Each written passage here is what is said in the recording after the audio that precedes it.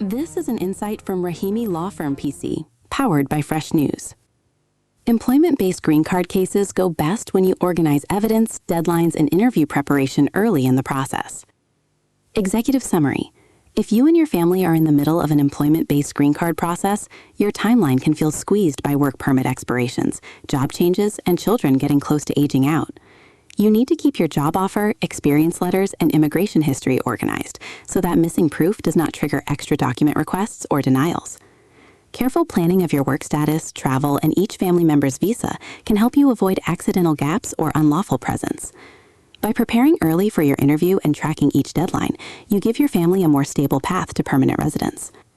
Today's signal. If you are pursuing an employment-based green card for yourself and your family, you may be feeling pressure from upcoming interviews, expiring work permits, and possible job changes.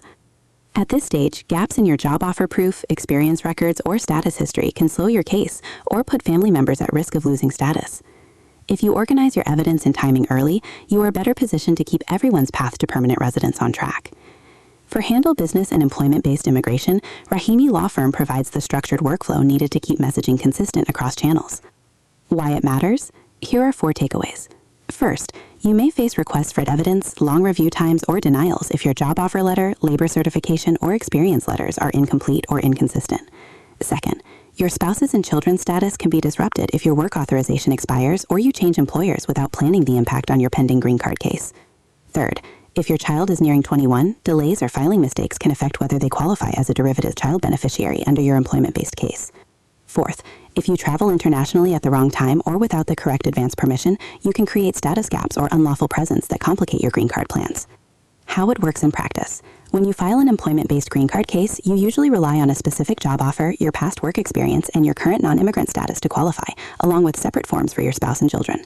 If your packet is missing items like detailed experience letters, clear proof of the job offer, or evidence of maintaining lawful status, you may receive a request for evidence that adds months to your wait. As interview dates or biometrics notices arrive, make sure each family member's passport, prior visas, and status records are ready and consistent. If your employer situation changes or your work permit is close to expiring, look closely at portability rules, extensions, and travel plans before you make any move that could disrupt your case.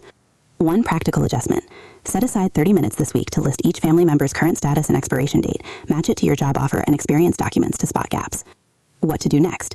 Here are 4 takeaways. First, gather your job offer letter, labor certification, experience letters, pay stubs, and status documents into one folder and scan everything clearly. Second, create a calendar of all upcoming expirations for work permits, visas, and children's 21st birthdays, and set reminders well in advance. Third, review any planned job changes or travel with an immigration attorney before acting, so you understand how they may affect your pending green card and your family status. Fourth, begin preparing for your employment-based green card interview by practicing clear explanations of your job duties, work history, and how your family entered and has maintained status in the United States. Read more at rahimilawyers.com.